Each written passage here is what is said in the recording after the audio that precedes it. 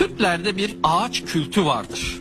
Soy kütüğü diye bir kelime vardır. Hala kullanılır Türkiye Cumhuriyeti Devleti'nin nüfus müdürlüklerinin soy kütüğü. Kütük, ağaç, soy. Kayın ağacı Türklerde çok önemlidir. Ne demek kayın? Kayınbirader, kayın ana, kayın baba.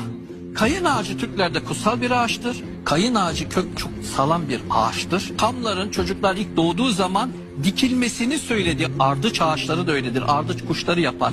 Tohumunu yer ve dışkılar fermante eder. Tohumdan sonra bu ormanlar, ardıç ormanları çıkar. Sadece Türklerde mezarlıklar, servi veya Ege tabiriyle servi ağaçları. Hayat sembolü. Hayat sembolü. Neden? Peki mezarlığa niye dikilir? Servi veya selvi ağaçları. Hayatını orada devam etsinler diye. Kan bilgisi.